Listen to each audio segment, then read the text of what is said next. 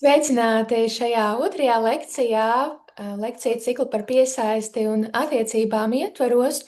Tātad šī lekciju cikla ietvaros mēs runājam par to, kāpēc attiecībās atkārtojas tās pašas reakcijas un scenāriji, pat ja es zinu labāk. Un jā, mēs runājam šī lekcija cikla ietvaros tiešām to, kā agrīnie piesaistes ievainojumi. Jā, un tā rezultātā veidojusies piesaistes stratēģija, piesaistes stils ir tas, kas pašos pamatos nosaka šīs dažādās mūsu automātiskās reakcijas attiecībās un arī līdz ar to liek atkārtoties dažādiem scenārijiem, pat ja mēs ar prātu saprotam, kā mēs patiesībā vēlētos un kā būtu labāk, jā, bet ir bijis grūti ar prātu un gribas spēku tikai to mainīt. Un tāpēc, jā, lai mēs tiešām varētu gūt piepildošākas un harmoniskākas attiecības, kā mēs visu to vēlamies, tad viens no tādiem tiešām pamatu būtiskiem aspektiem tam ir drošāks piesaistes veidošana. Un vakardien mēs runājāmies par to, kā tad bērnībā veidojās šie piesaistes ievainojumi un kā tie ietekmē tālāk to, kā mēs jūtamies un reaģējam attiecībās pieaugušo vecumā.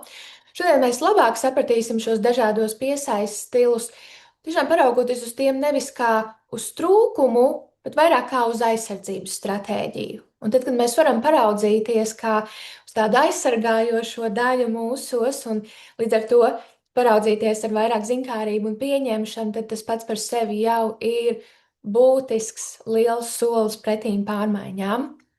Un tad visbeidzot, trešajā dienā, tas būs rītdiena, kad mēs tiksimies uz pēdējo lekciju cikla ietvaros, tad jau mēs praktiskāk parunāsim, ko tad mēs praktiski varam darīt, lai neatkarīgi no mūsu dominējošā piesaistes stila, mēs katrs varētu veidot drošāku piesaisti attiecībās un līdz ar to iegūt piepildošākas un harmoniskākas, drošākas attiecības. Un, jā, mani tātad sauc Laina Kalēja, esmu somatiskās traumu terapijas speciāliste. Es palīdzu jūtīgiem cilvēkiem tikt galā ar trauksmi, dziedināt nedrošu piesaisti, izmainīt neveselīgus patērnus un atgūt iekšējo mieru sevī un harmoniju attiecībās.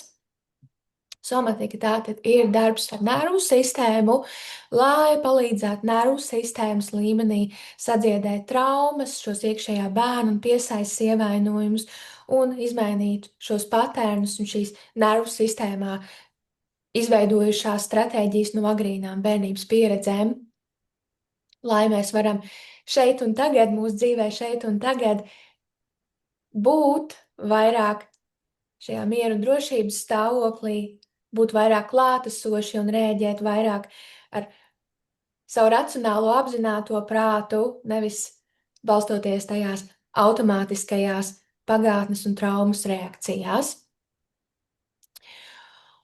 Un šodien, mūsu otrajā dienā, mūsu temats tātad ir mans piesaistes stils nav trūkums, tā ir aizsardzības stratēģija. Un pirms mēs iesākam šodienas tematu, tad tāpatās kā vakardien pirmajā lekcijā, mēs uztaisīsim nelielu somatisku praksi ievadiņam, lai sazamētos, lai spētu būt vairāk klātesoši šeit un tagad. Ja? Nu tā. Tad jā, es aicināšu tevi sajūti kāju pēdas kontaktā ar zemi.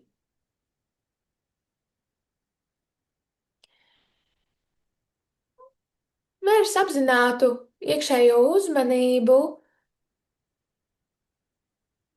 Jā, vērs apzināti iekšējo uzmanību, lai sajustu tās kontakta vietas, kur tavas kāju pēdas ir saskarē ar grīdu.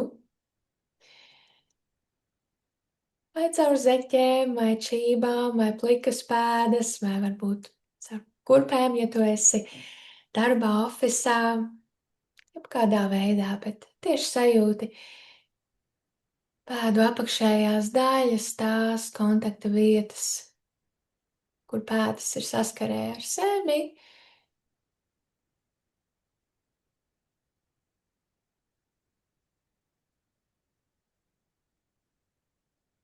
Un arī vērs iekšējo uzmanību, lai arī sajustu tās saskares vietas, kur ķermenis ir kontaktā ar krēsla virsmu. augšstilba, apakšējās daļas, kas ir kontaktā ar krēsla virsmu, sēžas vieta, kur tā ir kontaktā ar krēsla virsmu.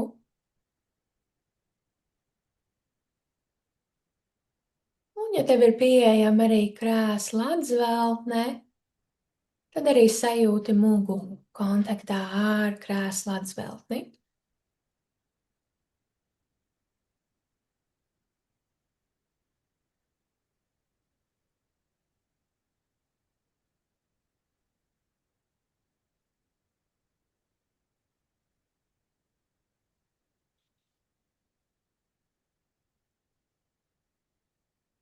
Un turpinot sajust šīs saskaras vietas, kur pēdas ir kontaktā ar zemi, kur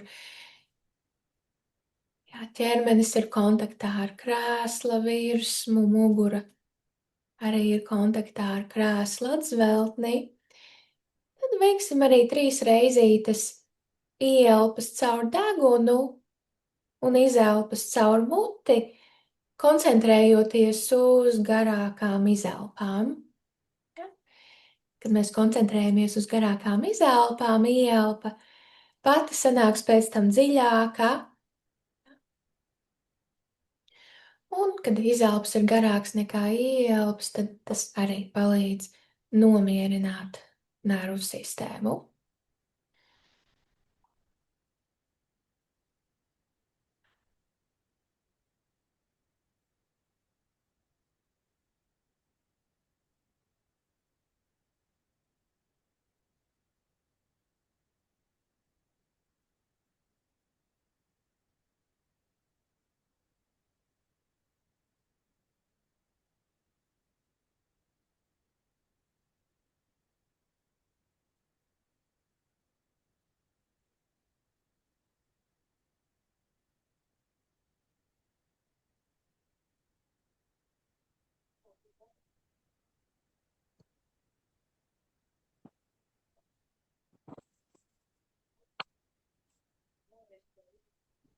Un tev turpinot koncentrēties uz garākām izelpām un turpinot sajust gan pēdas kontaktā ar grīdas virsmu, gan ķermeni kontaktā ar krēsla virsmu, tad pamani, vai ir iespējams kaut vai tikai par 1–2% vairāk ļauties, lai krēsls tevi notur, ka tev ir vajadzīgs drusciņ mazāk pašam sevi noturēt uz krēsla šobrīd, bet tu vari ļauties, ka krēsls notur un atbalsta tevi. Tāpat kā tu ļaujies, ka grīda zeme notur un atbalsta tevi un krēslu.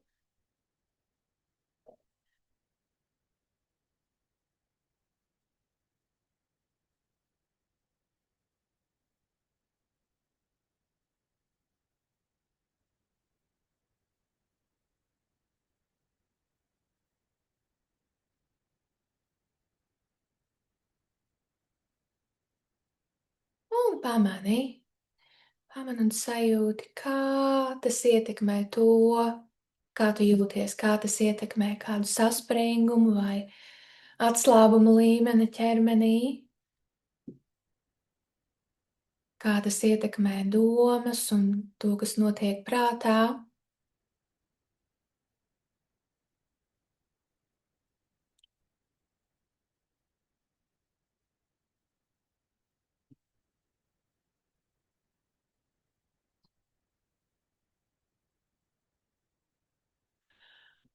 Un tad arī lēnītēm mēs varam pāriet uz šodienas tematu. Un mēs iesāksim šodien ar tādu palielāku tabuliņu. Ja? Šai tabuliņā ir uzskaitīts tikai kādi no attiecību aspektiem, kur izpaužās atšķirības starp šiem dažādajiem piesaistes stiliem, jeb stratēģijām. Drošā piesaiste, trauksmainā piesaiste, izvairīgā piesaiste, dezorganizētā piesaiste. Un jā, papildinot no vakardienas jautājums bija angliski, tātad jā, disorganized, otrs nosaukums, jā, ir fearful avoidant. Tas drusiņ varbūt mulsinoši, jo savukārt citi speciālisti sauc, nu, attiecīgi angliski lieto attiecībā uz izvairīgo piesaisti lieto šo terminu avoidant, jā.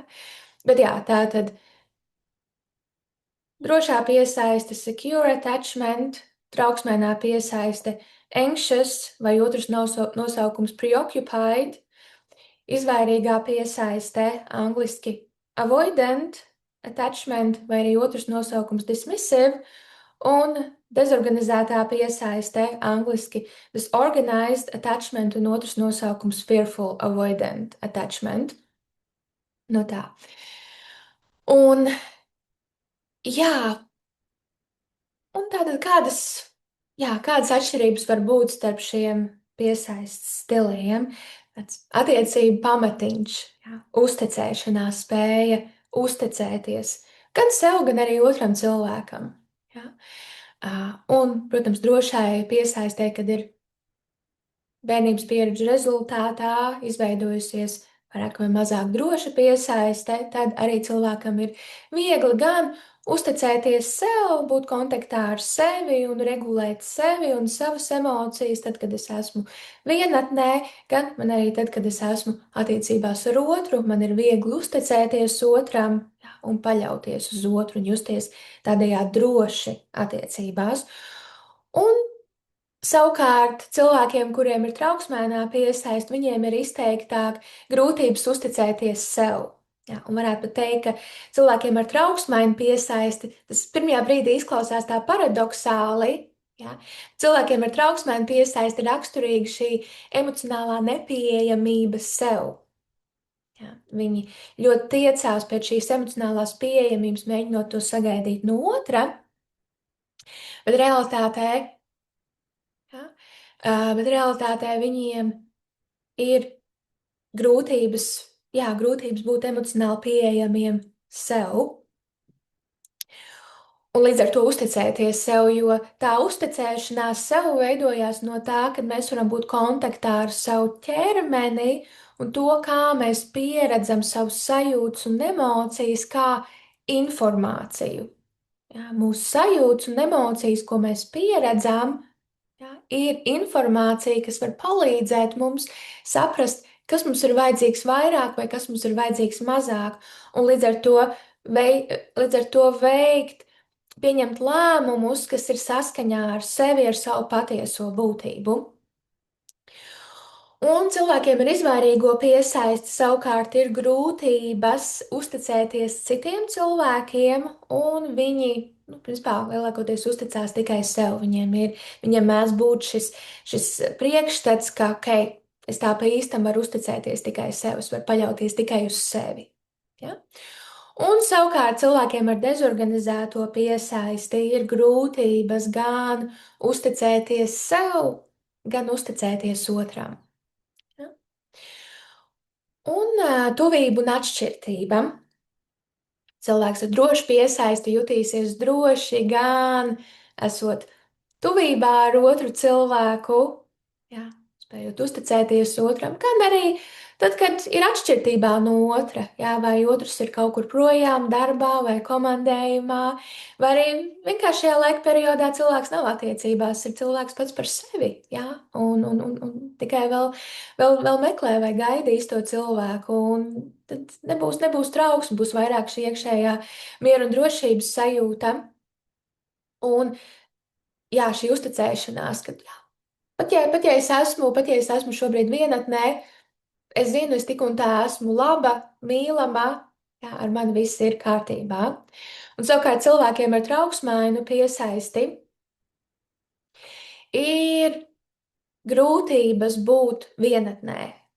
Jā, vai otrs ir kaut kur projām, komandējumā, vai varbūt attiecības ir izjukušas un šobrīd ir pats par sevi vienatnē, jā, tad attiecīgi ir trauksme, vientulība un šī trauksme, tā kā, ok, man vajag otru, ja, tā kā man vajag pazvanīt, man vajag uzrakstīt, man vajag saņemt ziņu no otra cilvēka. Ja. Arī, ja ir bijusi šķiršanās, tad atkal ir šī vēlme, ka, ok, bet man vajag veidot tomēr kontaktu. Varbūt tomēr kaut kas būtu sanācis, varbūt es kaut ko darīju nepareizi, un šis tomēr mēģinājums rast izlīgumu, un šī turēšanās pie paša pēdējā cerības salmiņa, ka varbūt tomēr kaut kas var sanākt. Ja? Nu tā. Eh, es redzu, ka jau ielika kāds chatiņā testiņu. Es arī nodarbības beigās arī ielikšu vēlreiz chatiņā linku uz testiņu. Un jā, savukārt cilvēkiem ar izvairīgo piesaisti viņiem ir diskomforts, stress un attiecīgi veidojās šī izvairīšanās, noslēgšanās, izvairīšanās, tad, kad attiecībās palielinās šī emocionālā tuvība, kad otrs tādā emocionālā ziņā mēģina tuvoties. Ja? Tādā ziņā viņiem nav problēmas veidot attiecības, ja tās ir, tīpaši, ja ir vairāk seksuālā intimitāte, bet tad, kad otrs cilvēks vēlas vairāk veidot šo emocionālo saikni, ja? Tad tas ir tas, kas iedarbina šos aizsargājošos mehānismus cilvēkam ar izvairīgo piesaisti un izpaužās šī attālināšanās. Ja? Un cilvēkiem ar dezorganizēto piesaisti viņi var pieredzēt stresu gan tuvībā, gan vienatnē, un rezultātā apjukumu. Ja, viņiem ir šī vēlme, es vēlos būt saiknē ar otru, tuvākā saiknē ar otru, veidot šo emocionālo saikni, bet tad, kad šī emocionālā saikne vairāk veidojās, kļūst tuvāka, ciešāka, tad sākās trauksme, panika, ja, un šī vēlme attālināties, un cilvēks atgrūž otru. Jā, pēkšņi kļūst augsts un atgrūž otru. Jā, un tad, kad atkal ir vienatnē, tad atkal es tomēr vēlos otru, un atkal ir šī vēlme tomēr veidot kontaktu. Un tā rezultātā tas izturēšanās stils var būt tas, ko sauc par hot and cold. Tā kā augsts, silts, augsts, silts, augsts, silts, un otram cilvēkam arī rada apjukumu. Gan pašam cilvēkam ar dezorganizēto piesaisti rada apjukumu. Tā kā kāpēc es tā reaģēju? Ja? Gan arī otram cilvēkam. Un attiecībā uz konfliktiem cilvēks ar drošu piesaisti spēja palikt klātesošs un paust savas vajadzības konfliktā, izrunāt un veidot kompromisu, un pēc tam arī ātri nomierinās. Attiecīgi konflikts ir izrisināts, ir rasts kompromiss, ir bijis izlīgums, attiecīgi saiknes atjaunošanā, un nervu sistēma nomierinās, un tur nav vairs pēc tam ruminēšana stundām, dienām par to visu. Ja? Savukārt, trauksmēnai piesaistēji būt šīs intensīvās reakcijas, kur jebkas, ko otrs cilvēks pasaka, tiek uztverts personīgi, ja, ka tātad tas nozīmē, ka otrs man nemīl, ka es otram neesmu svarīga, ja, un uzreiz aktivizējās šīs bailes no pamestības, ja, nespēja nomierināties, un vajadzību uzreiz izrunāt, uzreiz atrisināt konfliktu, uzreiz atjaunot šo saikni ar otru. Jo šis saiknes pārāvums ar otru aktivizē ļoti spēcīgu trauksmi un pat paniku. Un izvairīgā piesaiste, arī cilvēki ar izvairīgo un dezorganizēto piesaisti, arī mēdz uztvert personīgi to, ko otrs saka vai kā otrs izturās, bet cilvēkiem ar izvairīgo piesaisti tad vairāk izpaužās tā kā izvairīšanās, noslēgšanās, attālināšanās. Viņi nevis mēģina izrunāt lietas, bet tieši otrādi.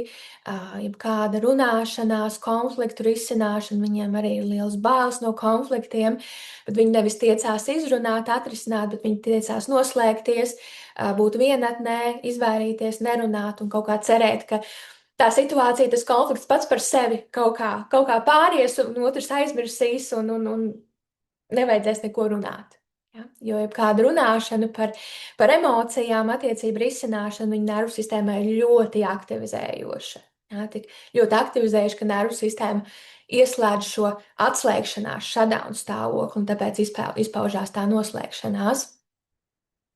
Un dezorganizētā piesaiste gan tiecās pēc risinājuma, gan atgrūž otru. Jā, un šis apjukums. Tūlīt pēc brīža mēs arī izrunāsim, ko tie nervu sistēmas stāvokļi nozīmē pie katra no piesaistes stiliem, bet mēģināsim šobrīd saprast labāk arī saskaņā ar to, ko mēs vakardien runājām, mācījāmies, kā šim visam saknes ir pirmajos dzīves gados, kad veidojās un nostiprinās šis pamatdominējošais piesaistes stils mūsu attiecībās ar piesaistes personām. Ja? Un tāpēc tajā visā šajās reakcijās es vēlos jums parādīt šodien, kā tajās reakcijās, kas izpaužās cilvēkiem ar nedrošu piesaisti, tajā arī izpaužās nervu sistēmas gudrība. Ja? Jo savulaik, toreiz bērnībā, ja mēs tā paraugamies, nemaz citādāk nebūtu bijis iespējams. Ja? Tā kā tajā tiešām ir bijusi šī nervu sistēmas gudrība palīdzēt mums izdzīvot, bet problēma ir, ka nervu sistēma turpina šīs stratēģijas, tā nav apdeitojusi šo sistēmu, tā teikt, attiecīgi tam, kas būtu atbilstošāks šodienai. Ja?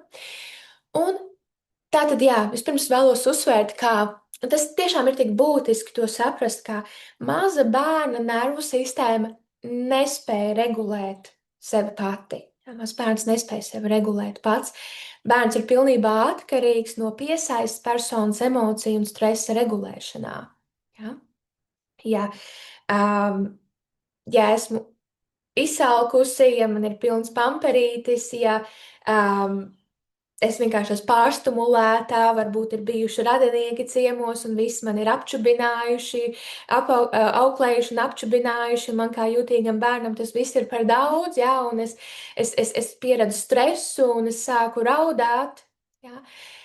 Man nervu sistēma nespēja pats sev regulēt, man ir vajadzīga šī piesaistes personas klātbūtne. Tikai saņemot šo piesaistes personas klātbūtni un pieskaņošanos manām emocijām, man nervu sistēma spēja saņemt drošības sajūtu un nomierināties.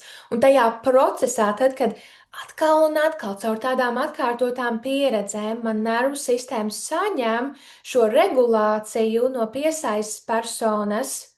Ja? Tajā procesā man nervu sistēma mācās pašregulāciju. Ja?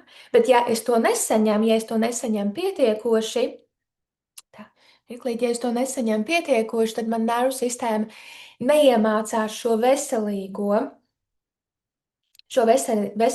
regulāciju. Un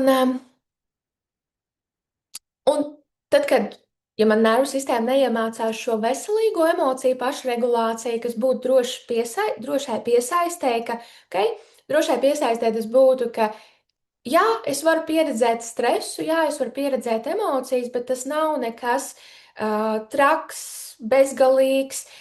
Es zinu, ka es varu saņemt palīdzību, un es arī spēju tikt galā ar šīm emocijām un stresu pats, ja, attiecīgi, kas veidojas vēlāk tajā procesā, kur bērnu nervu sistēma mācās šo pašregulācijas procesu no atkārtotām pieredzēm, kur saņem vecāka klātbūtni un pieskaņošanos.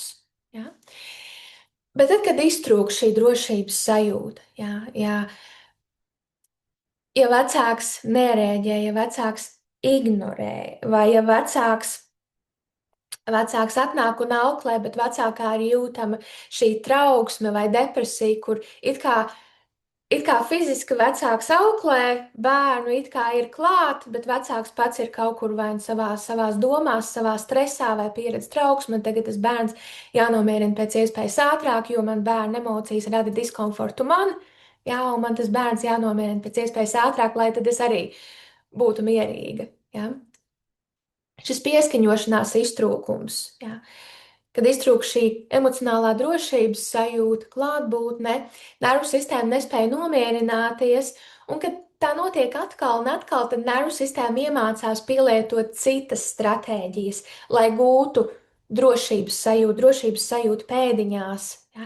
Tā drošības sajūta būt pēdiņās nozīmē to, ka, okay, ja es esmu mazs bērns un es nespēju pats tikt galā ar šo lielo stresu, šo pārņemošo stresu un emocijām, ko es pieredzu, ja, tad, jā, ko man nervu sistēma var darīt, lai man nevajadzētu palikt šajā visā stresā un pārņemtībā visu laiku. Ja? Un nervu sistēma tātad nevar iegūt šo īsteno mieru un drošības stāvokli, jo iztrūkst šī emocionālā klātbūtne, emocionālā pieskaņošanās, drošības sajūta no piesaistes personas. Bet nervu sistēmas numur viens uzdevums ir tātad palīdzēt tev izdzīvot, ja? Un palīdzēt izdzīvot tātad, kā es varu nebūt šajā visā stresā, aktivācijā, pārņemtībā, emocijās, vientulībā, sāpēs, skumjās, dusmās, stresā, ko es kā mazs bērns pieredzu. Ja? Un tad, jā, tad veidojās šīs dažādas stratēģijas, un atkarībā no tā piesaistes attiecību konteksta nervu sistēma iemācās pielietot dažādas stratēģijas un attīstās dažādi šie piesaistes stili. Ja. Tā kā trauksme, ja, trauksmēnai piesaistē, izvairīšanās, jeb atslēgšanās no savām emocijām un vajadzībām, izvairīgai piesaistei vai sastingums dezorganizētai piesaistei. Tās viss ir nervu sistēmas stratēģijas, lai gūtu zināmu nosacītu drošības sajūtu. Ja, ja nav iespējams gūt šo īsteno mieru un drošības sajūtu, kā tas būtu drošs piesaistes gadījumā, kā tad tas izpaužās? Jā, tātad, lūk, šeit šie dažādie nervu sistēmas stāvokļi, un tāpēc arī mēs nevaram īsti saprast šo piesaisti un savas attiecības un reakcijas, ja mēs nesaprotam nervu sistēmu. Jā, tas iet roku rokā, tas nav kaut kas tikai, ko kognitīvi var izrunāt un saprast. Jā, ir jāsaprot arī, kā tas darbojas nervu sistēmas kontekstā, jo nervu sistēma ir tā, kas atbild par šīm reakcijām, jā, nevis mūsu apzinātais prāts. Un tā tad droši piesaisti. Jā. Jā, ja es kā bērns saņemu to klātbūtni, pieskaņošanos no vecāka, emocionālās drošības sajūtu, man nervu sistēma iemācās, ok, es varu pieredzēt grūtas emocijas un stresu, bet tas ir pārējoši. Tas nav nekas ārkārtējs, ar to ir iespējams tikt galā, un manī veidojās šī iekšējā drošības sajūta, ko es arī varu pieredzēt attiecībās ar otru. Ja? Un šeit es varbūt vēl uzsvēršu nelielu atkāpīti. Es vēlos iedrošināt tos, kur ir varbūt jaunie vecāki vai drīzumā gatavojas kļūt par vecākiem, ka labā ziņa ir tāda, ka pētījumi pierāda, ka nav vajadzīgs 100% visu laiku, visās situācijās šī emocionālā klātbūtne, šī emocionālā pieskaņošanās ir vieta kļūdām. Ja? Un patiesībā pat tikai pietiek, ja ir 30, 40% situāciju, kur bērns saņem šo emocionālo pieskaņošanos, emocionālo drošības sajūtu, šo drošo koregulāciju, kopregulāciju no vecāka nervu sistēmas. Ja? Ar to ir pietiekoši, lai veidotos droši piesaist bērnam. Ja? To sakot, tad savukārt daudz no mums, kuriem mums pieaugušo vecumā ir raksturīgi izteikti nedroša piesaiste, tad jā, tas iespējams jā, tas iespējams salauž mūsu ierasto priekšstatu par to, kā mums bija laba bērnība. Jā, jo jā, tas nozīmē, ka mums bija mazāk kā 30% šīs drošās piesaistes situācijas bērnībā. Vai ir atsaucis šiem pētījumiem? Man attiecīgi ir tad jāpaskatās, varu ierakstīt, varu ielikt, tad, kad es ielikšu ierakstu, ielikt zem lekcijas.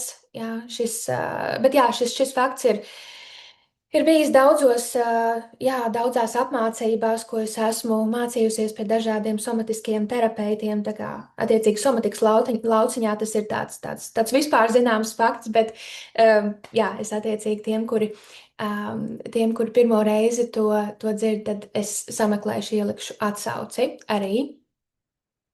Nu tā. Un, jā, savukārt trauksmaina piesaiste. Trauksmaina piesaiste nozīmē, ka vecāks bērnībā ir bijusi vairāk šī neprognozējamība, tai klātesamībā, tajā emocionālajā pieskaņošanās, jo šeit tad vecāks ir bijis pieejams, šeit tad vecāks nav bijis pieejams vai pats bijis pārņemts, pārslogots ar savu traumu, depresiju un tā tālāk. Ja? Kādam ir ieslēgts mikrofons. Jā.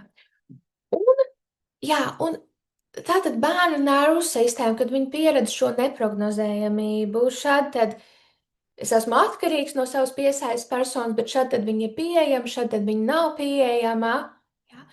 Un patiesībā šis simpātiskās aktivācijas trauksmes, ja fight, flight, cīnies, bēdas stāvoklis ir, tad trauksmes stāvoklis ir pirmais, ko nervu sistēma pielieto, tad, kad nervu sistēma pieredz draudu. Ja? Un mazam bērnam tā izpaužās kā pastiprināta signalizēšana par savām vajadzībām. Ja? Raudot, ja? Vai arī jau drusciņi, ja? Jau drusku vēlāk, 2, 3 gadu vecumā, varbūt dusmojoties, jā, paužot kādu reakciju caur dusmām un niķošanos. Un, ja tas ir veiksmīgi, ka, teiksim, mana raudāšana, mana signalizēšana par savām vajadzībām vai man dusmošanās, ka tā pievērš piesaistes personas uzmanību, jā, un tad es saņemu to, kas man ir vajadzīgs, jā. Ja tā notiek atkal un atkal, tad man nervu sistēma iemācās, ok, tad, kad es pastiprināti signalizēju par savām vajadzībām, tad es saņemu to, kas man ir vajadzīgs. Ja? Tā tad trauksme strādā, šis simpātiskās aktivācijas stāvoklis strādā, es to pielietošu, jo tad es saņemšu to, kas man ir vajadzīgs. Jo es esmu mazs bērns, kas pats nemāk sev regulēt, un ja es pielietoju šo simpātiskās aktivācijas stāvokli, tad man lielāka iespēja, ka es saņemšu to, kas man ir vajadzīgs. Ja? Un, jā, un tad, attiecīgi, pieaugušo vecumā, kā tas izpaužās trauksmēnē piesaistē šī, jā, pastiprinātā vajadzība pēc kontaktu ar otru un trauksme, ja nav otrs un vajadzība izrunāties un jautāšana otram, vai viss ir kārtībā, vai varbūt tu esi dusmīgs, vai mums vajag izrunāties, mums vajag satikties, mums vajag, jā, šī pastiprinātā tiekšanās pēc otra.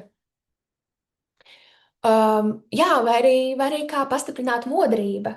Jā, pastiprināt modrību par otru noskaņojumu. Jā, jo atkal, tad mazs bērns, tīpaši jūtīgs bērns, iemācās tā kā nolasīt vecāku, okay, vai vecāks ir mierīgs, vai vecāks ir dusmīgs, vai vecāks ir trauksmains.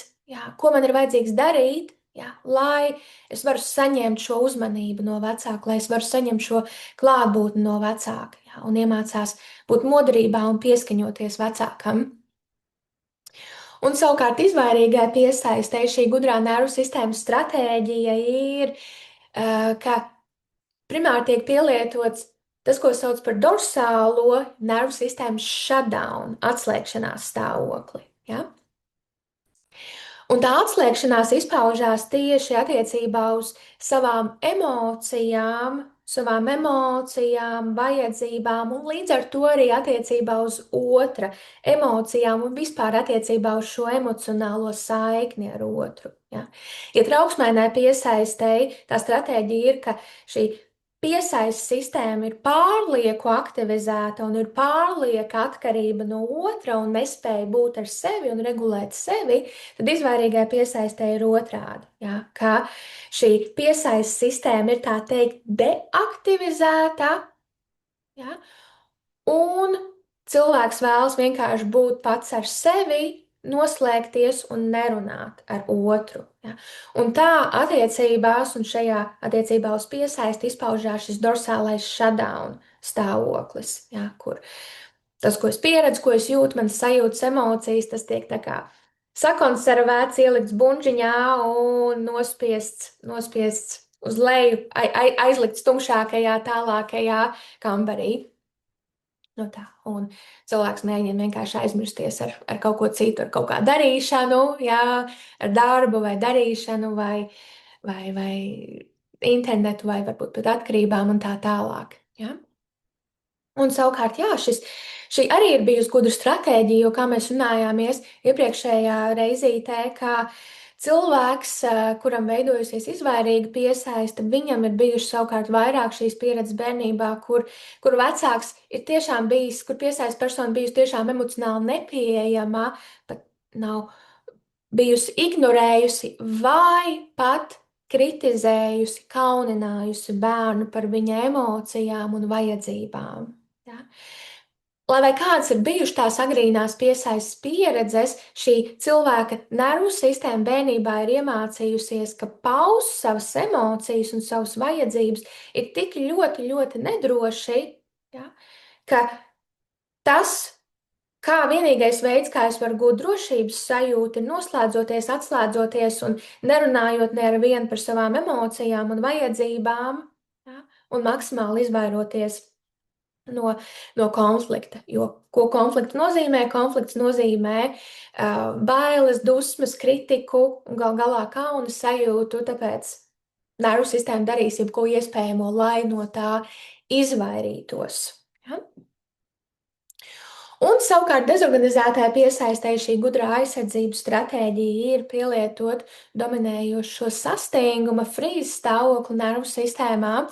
Šo sastingumu, jeb frīzes stāvokli nervu sistēmā var salīdzināt ar tādu, tā kā iedomājies briedi šosejas vidū, kas ir vienkārši tā sastindzis un viņš ne šurp, ne turpu. Ja? Un cilvēkiem, kuriem ir dezorganizēta piesaiste, viņu dominējošās piesaistes pieredzes bērnībā ir bijušas kā vecāks ir bijis, kā piesaistes persona ir bijusi absolūti neprognozējama. Neprognozējama tādā ziņā, ka tu nezināji, ko no tā cilvēka sagaidīt. Citreiz tu sagaidīji varbūt siltumu un mīļumu, un citreiz tu sagaidīji bailes, draudus, dusmas, kliekšanu, varbūt pat sišanu, varbūt pat seksuālo izmantošanu, ja kādās tādās izteikti traumatizējošās bērnības pieredzēs. Ja? Lai kādas ir bijušas tās bērnības pieredzes, bērnu nervu sistēma iemācījās, ka tas piesaistas persona, kurai pēc būtības vajadzētu būt tai drošajai vietai, tai drošajai bāzei, kur saņemt siltumu un drošības sajūtu. Tas pats cilvēks reizē arī ir draudu avots, draudu baiļu avots. Ja? Un tad ir tas apjukums nervu sistēmā, ko man darīt. Es nezinu, ko man sagaidīt, ko man darīt. Ja? Un tad ir gudrāk no nervu sistēmas puses bijis pielietot šo sastingumu stāvokli, kā tādu tā kā gaidīšanas pozīciju, kas nu notiksies. Ja? Es vēlos veidot saiknes, vēlos tuvoties, bet es nezinu, ko sagaidīt. Ja? Labāk es palikšu tepatās un vienkārši nogaidīšu, kas notiekās. Vai vecāks ir mierīgs vai dusmīgs un bīstams šodien. Ja? Un šīs gudrās nervu sistēmas izdzīvošanas stratēģijas, ko tā iemācījās pielietot bērnībā, tik lielai daļai no mums turpinās. Tās turpinās šodienā. Jo gal galā tas ir tas, kā nervu sistēma un kā traumas strādā. Ja? Šis viss, par ko mēs runājam, šī visa informācija, kas ir ieprintējusies nervu sistēmā un šajās subkortikālajās smadzeņu daļās, emocionālajās un izdzīvošanas smadzeņu daļās, tā visa informācija, jā, tas nav kaut kas, ko mēs ar apzināto prātu varam izdomāt, izanalizēt. Tā informācija ieprintējusies nervu sistēmā, un tas ir mūsu automātiskais prāts, automātiskās reakcijas. Un tā kā šī informācija neglabājās mūsu apzinātajā, mūsu racionālajā prātā, tad tam nav arī tāda tā kā racionālā laika izpratne. Ja? Tu vari iet sarunu terapijā, daudz no jums noteikti ir gājuši un runājuši un sapratuši, un tas, protams, ir arī tiešām tāds būtisks pirmais solis, sākt to vispār apzināties un saprast, kas notiekās. Ja? Bet šīs reakcijas un šos agrīnos piesaistes ievainojumus, piesaistes traumas, tas nav kaut kas, ko mēs varam izrunāt, jo šīs atmiņas, šī informācija nervu sistēmā neglabājās tā, ok, tad man bija tik gadi, notikās tas, un tad notikās tas, tad notikās tas. Ja? Tā kā mēs atminamies ar apzināto prātu kādas atmiņas. Ja? Ja tā būtu, mēs vienkārši varētu izrunāt pagātnes atmiņas, un tad tas ir atstāts pagātnē. Ja? Bet tas tā nav. Ja? Tā ir šī implicītā atmiņa, kā mēs iepriekšējā reizītē vakardien runājāmies. Implicītā atmiņa ir šī neapzinātā atmiņa, tas, kā ķermenis, kā nervu sistēma reaģē automātiski. Jā, tas izpaužās caur sajūtām un reakcijām, un tas ir ātrāk, tas process notiek ātrāk, nekā mūsu apzinātais, racionālais prāts spēj pieslēgties. Ja? Un, um, un tādēļ arī, ka tas nav kā tāds, tas par to neatbild racionālais prāts, un šīs atmiņas nav tā kā uz tādu laika nogriežņu, kā laika līnija. Ja? Tad kā tas nervu sistēmas līmenī notiek šis process, principā, ko var saukt par ceļošanu laikā. Jā, ceļošana laikā. Ko tas nozīmē? Tas ir tas, kā nervu sistēma glabā traumas un arī šīs piesaistes traumas un izpaužās tad šīs sajūtas un reakcijas. Ir, ka tas, kas notikās, pat ja tas notikums notikās 30 gadus atpakaļ, 40 gadus atpakaļ, ja? Nervu sistēma, ja tas tiek triggerēts šodienā, nervu sistēma šodienā attiecībās saskata kaut ko līdzīgu tam, kas notikās pirms 40 gadiem. Ja, kad tev bija 2 gadiņi, ja, ko tu ar apzināto prātu neatceries. Ja.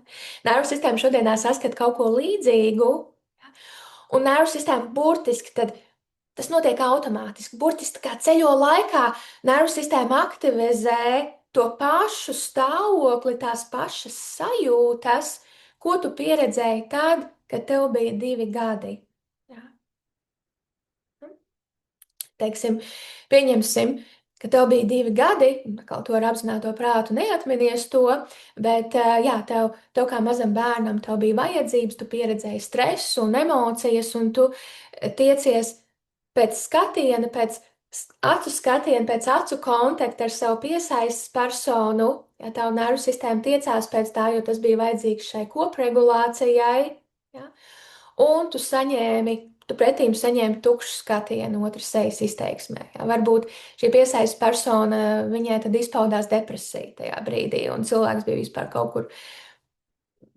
kur aizlidojis projām, un tas acu skatiens bija tāds tukšs un neizteiksmīgs. Ja. Un tu, kā mazs bērns, tu to uztvēri kā draudu, ja, tu pieredzēji sastingumu reakciju, bailes, trauksmi, sastingumu savā nervu sistēmā, un tu to uztvēri, ka tad man nemīl, es neesmu svarīga, es esmu par daudz, manas emocijas, manas vajadzības ir par daudz. Ja? Un tagad, teiksim, pēc 30 gadiem, tu to pieredzi attiecībās ar otru pusīti. Un tu atkal ieraugi, varbūt otrs cīnās ar depresiju, varbūt otrs ir vienkārši bijis tajā dienā pārņemts ar saviem darbiem, ja, un pilnīgi iztukšots darbā, ja, un domā par kaut kādām darba lietām, darba problēmām. Un tu ieraugi, un atkal tas var notikties tik ļoti neapzināti, tik ļoti automātiski, ka tu to ar racionālo prātu vispār nepiefiksē. Ja? Bet tev nervu sistēma uztver šo tukšo acu skatienu, šo neizteiksmīgo tukšo acu skatienu otrā cilvēkā, un tev iedarbinās atkal šī trauksme, šis sastingums, okay, kas notiek, ko es izdarīju. Jā, un tev ir šī trauksme, liekas, ok, es kaut ko izdarīju ne tā, es kaut ko pateicu ne tā. Jā, tā tad otrs ir dusmīgs uz mani. Kas tagad būs? Vai būs konflikts, vai viņš gribēs mani pamest? Jā, nu tā. Un šeit ir izpaudies tas, kā, lai arī tev ir, teiksim, pieņemsim 37 gadi tajā situācijā šeit un tagad, bet tajā brīdī tavu nervu sistēma ir ceļojusi laikā, iedarbinot to pašu stāvokli, to pašu nervu sistēmas stāvokli, to pieredzot tās pašas sajūtas un uztverot to situāciju tā, kā tu uztvēri to 2 gadu vecumā. Ja? Un var teikt, ka tu rēģē tajā situācijā kā 2 gadus vecs bērns.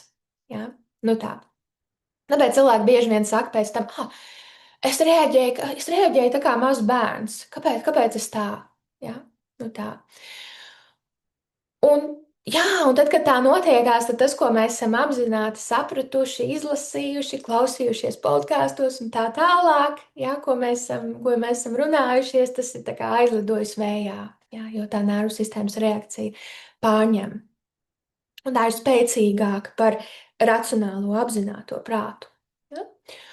Un, jā, un šeit es druskuļi arī vēlos iestarpināt šeit tāds jā, ļoti uzrunājošs mākslas darbs, tas jā, tā kā projekcija, kas bija izstādīta vienā festivālā Amerikā. Es tur nebiju tajā festivālā, bet varbūt kādi no jums arī ir šo attēlu redzējuši, jo tas aizgāja tā teikt tā vairāk, tad, kad tagad tas tika izstādīts tajā festivālā par to, kā jā, 2 pieaugušie, kuri pieredz šos attiecību konfliktus un jā, šīs grūtības nokomunicēt, kas patiesībā ir vajadzīgs, un rast kompromisu, rast saskaņu un justies sadzirdētiem attiecībās. Jā, kā patiesībā, jā, tie ir divi ievainoti iekšējie bērni, jā, kas tiešām tiecās pēc šīs tuvības, pēc šīs saiknes, bet liekas grūti, liekas neiespējami to gūt, jā, jo tiek reaģēts caur šo traumu prizmu. Jā, caur šiem iekšējā bērna ievainojumiem un nervu sistēma pielieto šīs aizsardzības stratēģijas. Jā, un ir grūti izrunāties un atkal atgūt šo drošo saikni attiecībās. Jā. Nu tā kā jā, divi pieaugušie, kas ir jā, dusmīgi viens uz otru, apvainojušies viens uz otru, bet patiesībā divi ievainoti iekšējie bērni, kas vēlas rast tuvību. Nu tā, jā, katrā ziņā mani ļoti uzrunāja šis mākslas darbs, kad es to pirmo reizi ieraudzīju kā attēlu.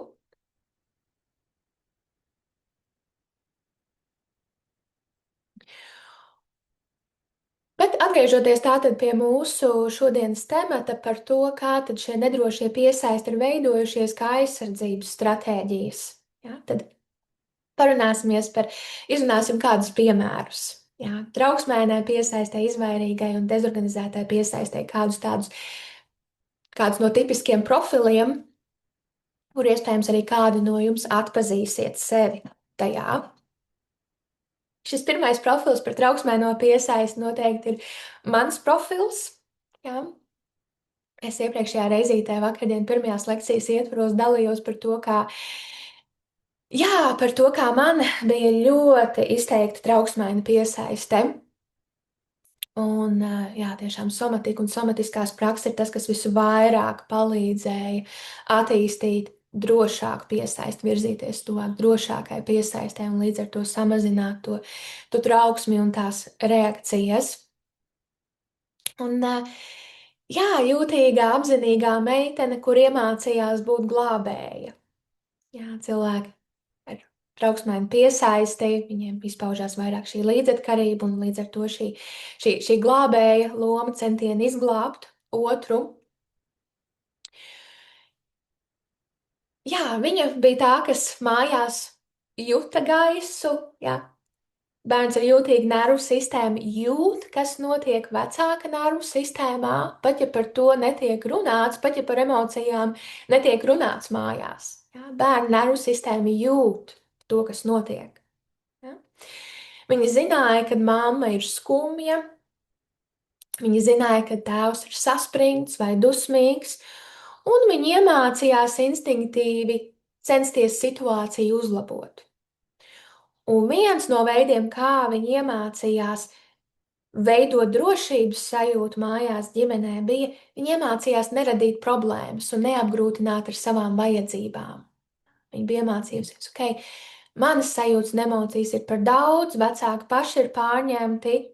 Jā, varbūt māma ir skumja dēļ manis, varbūt tēvs ir dusmīgs dēļ manis. Ok, es iemācīšos neapgrūtināt un neradīt problēmas vēl ar savām emocijām un vajadzībām. Bet tā nebija apzināta izvēle. Jā, tas ir kaut kas atkal, kas notiek nervu sistēmas līmenī. Ja? Tā bija izdzīvošanas stratēģija, jo tad, kad viņa bija laba, uzvedās labi, mācījās labi, tad mājās bija mierīgāk. Ja? Tāpat tās jau bija vecāku strīdi mājās, bet vismaz viņa varēja kaut ko darīt. Ja? Viņa varēja uzvesties labi, neapgrūtināt, mācīties labi. Tas, kā viņi iemācījās kontrolēt, lai vismaz uzturētu kādu, zinām, drošības sajūtu mājās.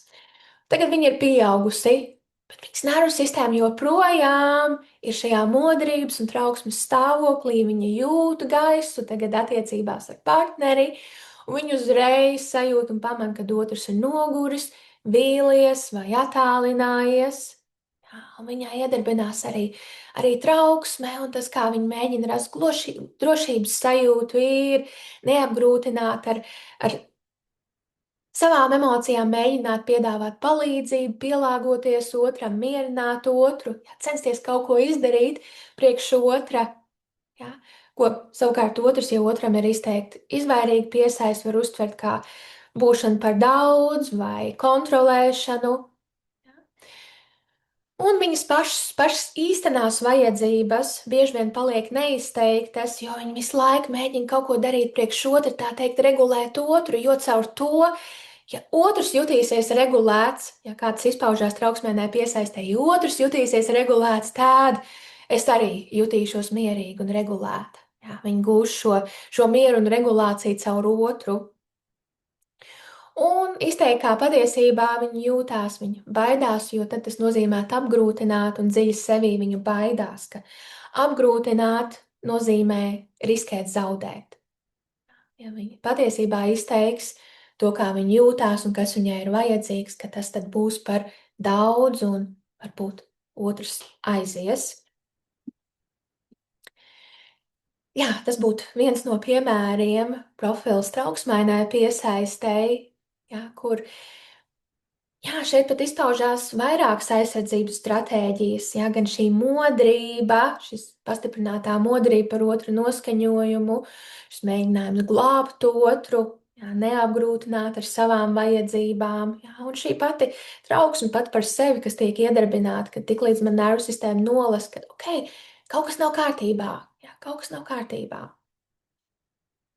Un ko man ir vajadzīgs darīt, lai uzlabotu situāciju?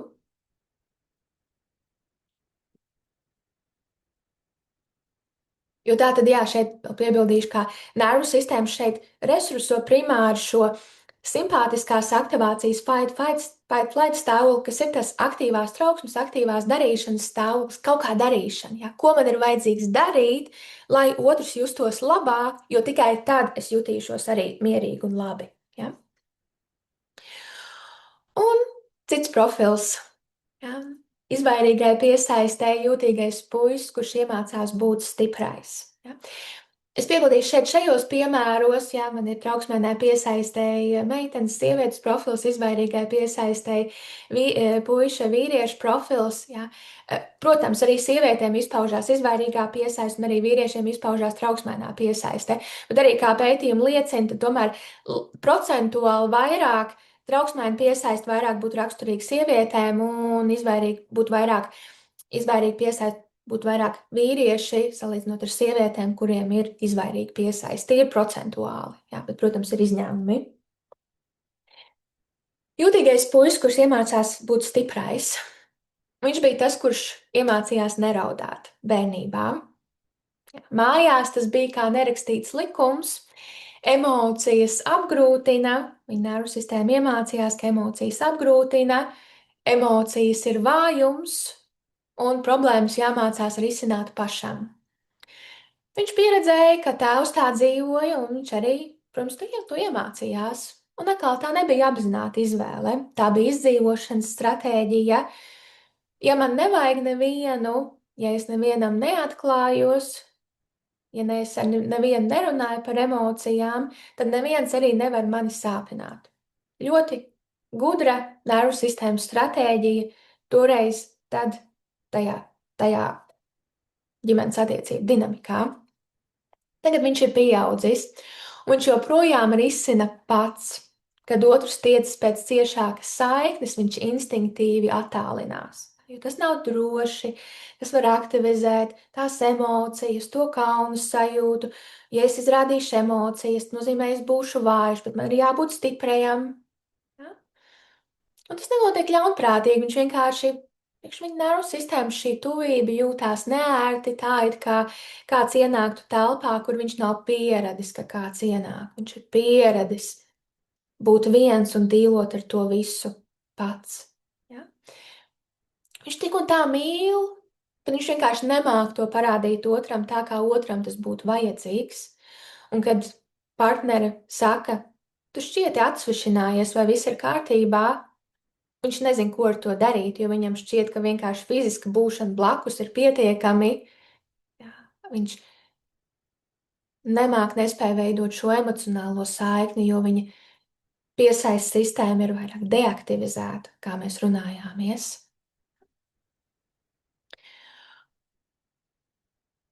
Un, jā, visbeidzot, trešais profils - dezorganizēta piesaiste.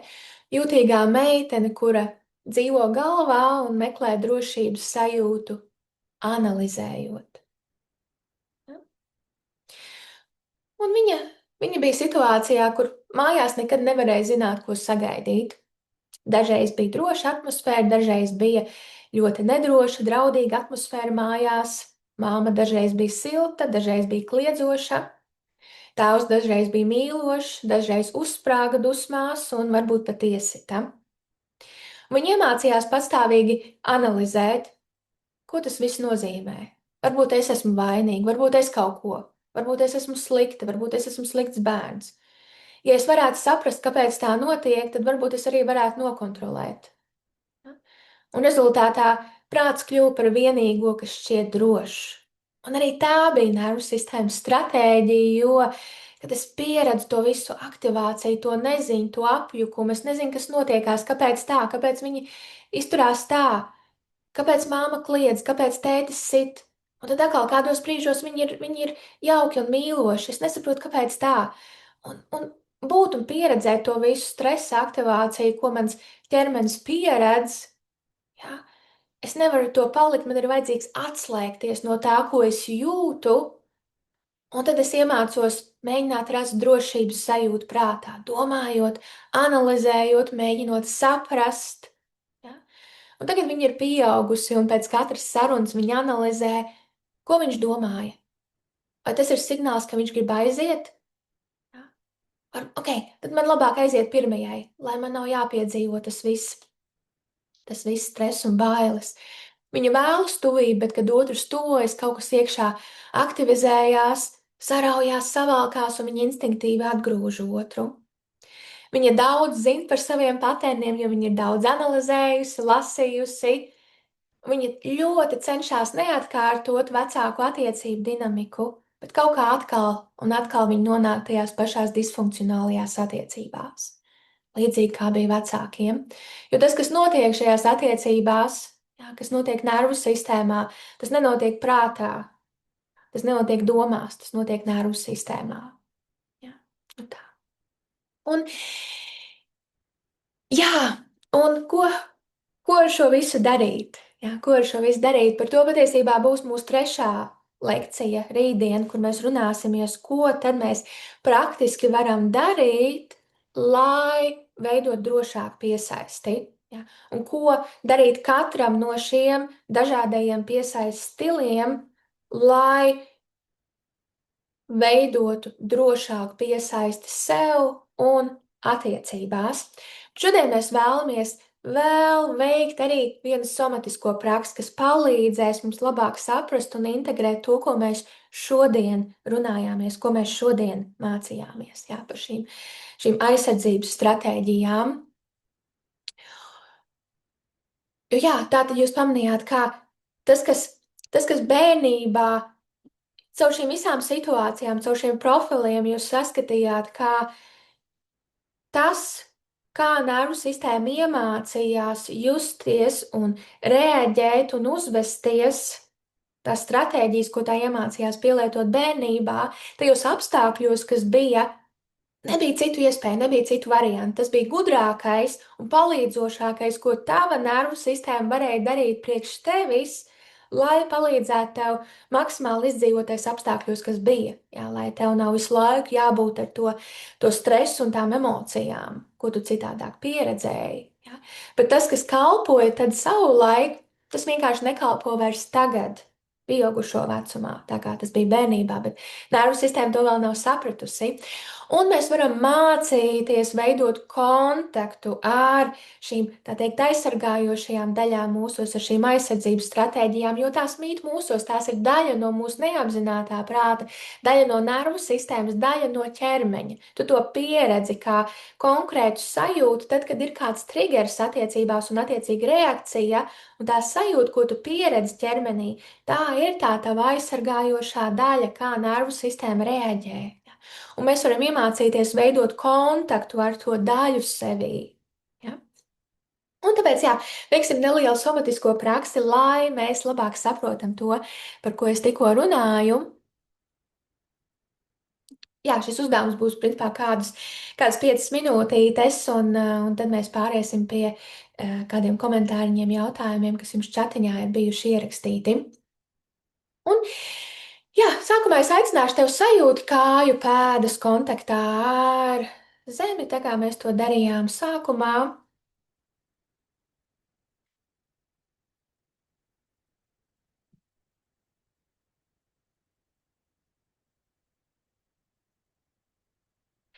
Un es aicināšu tevi atminies kādu situāciju attiecībās, kur tu izjūti kādu aktivizāciju. Neņem uzreiz pašu intensīvāko reakciju. Jā, ņem kaut ko mērenāku iesākumā. Tie ir praktizējoties šo vingrinājumu. Ņem kaut ko mērenāku. Jā, ja, teiksim, būtu bāļu skalā no 1 līdz 10, jā, kur 1 būtu neliela aktivizācija, neliels stress, neliela emocionālā reakcija, un 10 būtu ļoti spēcīga, ļoti intensīva reakcija. Neņem to intensīvo, ņem kaut ko, kas būtu no 1 līdz 5. Jā, tā mērenāk. Un tev, jā, atminoties to situāciju, kur tev bija kāda reakcija attiecībās, kāda aktivizācija, kāda reakcija attiecībās, ja, tad es vēlos aicināt tevi zinkārīgi pamanīt, ko tu pieredzi ķermenī. Tad, kad tajā situācijā bija kāda reakcija no tavas puses, vai tu apvainojies, sadusmojies, vai tu sastingi, ierāvies sevī, aizgāji projām, izvairījies. Jebkāda tā reakcija, kas bija, tev to atminoties šobrīd, ko tu pamani, ko tu sajūti ķermenī?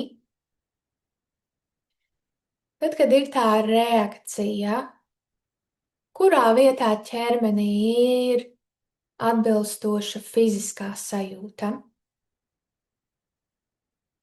Un šobrīd mums nekas nav jādara ar to sajūtu ķermenī. Es aicināšu tev vienkārši ar zinkārīgu uzmanību un pieņemšanu būt ar to sajūtu. Tev nekas nav ar to sajūtu jādara. Vienkārši apzināti pamani, piepiksē un zinkārīgi esi ar to sajūtu ķermenī. Tā ir tikai fiziska sajūta ķermenī. Varbūt tas ir saspringums kaut kur, žokļa daļā, plecos, krūškurvī. Varbūt tas ir kamols kaklā, liekas vispārēji ķermeņa reakcija, ka viss ķermenis sastingst vai izpaužās nejūtība,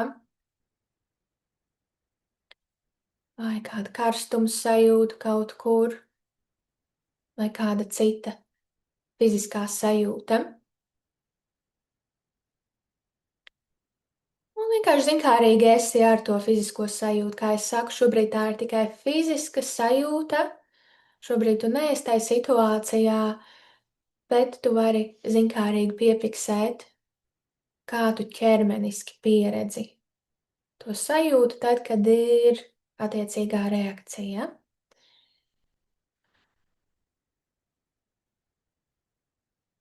Un es aicināšu tev ar tādu, jā, tiešām zinkārību un iejūtību,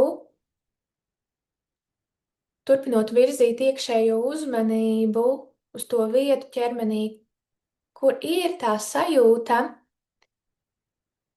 Pasaki tai sajūtai, paldies, ka tu sargā. Izsaki tā maigi, mīļi, iejūtīgi tai daļai, tai sajūtai sevī. Paldies, ka tu sargā.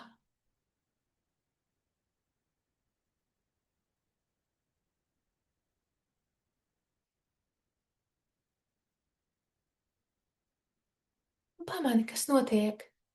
Kas notiek ar to sajūtu, kas notiek ķermenī, kad tu izsaki tai sajūtai, tai daļai, paldies, ka tu sargā.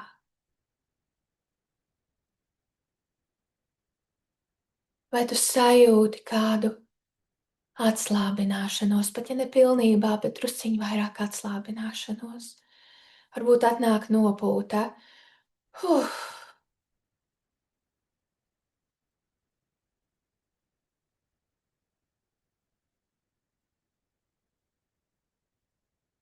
Jā, šī daļa, šī aizsargājošā daļa tevī šajā brīdī sajūtās drošāk ar to vien, ka tu to pamanīji un, jā, sniedz tai pieņemšanu. Jo, lai cik tas paradoxāli pirmajā brīdī neizklausītos, vai tā teikt, pretēji tam, kā mēs līdz šim esam domājuši un ieraduši, ja? Nevis tā pretestība vai dusmošanās vai nepatika pret šo daļu tevī, kas tā rēģē, vai tās kritizēšana ir tas, kas palīdzēs mainīties. Nē, tas, kas palīdz mainīties, ir kontakta un attiecību veidošana ar to daļu, pieņemšana un iejūtība pret to daļu sevī. Ja? Un tā nav vienkārši kāda tāda pozitīvā domāšana vai pozitīvā filozofija, ko es šobrīd saku. Tā patiesībā ir neirozinātne. Atkal tie ir pētījumi, kā neirozinātnes pētījumi apliecina, ka vienīgais veids, kā mēs varam gūt pārmaiņas, ir tad, kad mēs izturamies pret sevi un arī šīm daļām sevī ar iejūtību un pieņemšanu. Jo tas tad rada drošības sajūtu, un nervu sistēma ir gatava mainīties tikai tad, kad tā saņem drošības sajūtu. Savukārt, ik reiz, kad mēs attiecamies pret sevi un šīm daļām sevi ar kritiku, nepieņemšanu, dusmošanos uz sevi, sevis noraidījumu, sevis kritizēšanu, tas bloķē pārmaiņas. Tas var būt viens no saknes iemesliem, kāpēc tev ir grūti gūt pārmaiņas.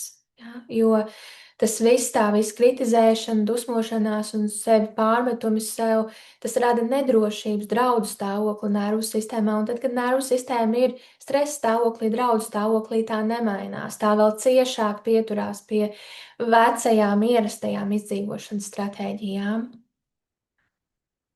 Nu tā. Jā, jā, tu vari ierakstīt chatiņā, ko tu pamanīji, kas tevi uzrunāja šī uzdevuma ietvaros, ko mēs tikko veicām, ko tu pamanīji. Ir kāda refleksija. Un, jā, mēs tūlīt arī pēc brīža virzīsimies uz noslēgumu mūsu otrajai lekcijai. Un, tā.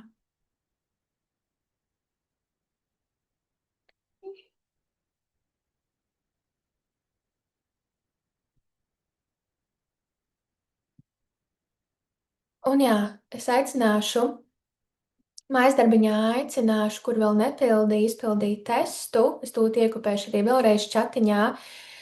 Tests nosaka sev piesaistes stilu. Un, jā, un rītdien es pastāstīšu vairāk arī par gaidāmo programmu, gaidāmo 8 nedēļu programmu drošas piesaistes veidošanai. Bet jā, manā mājaslapā jau ir pieejama informācija par to.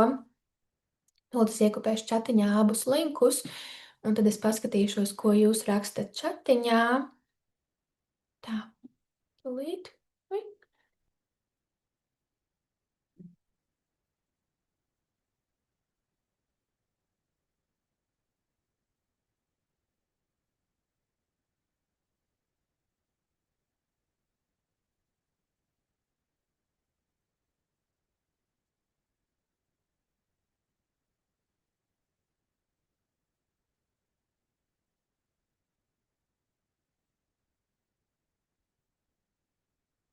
Mm?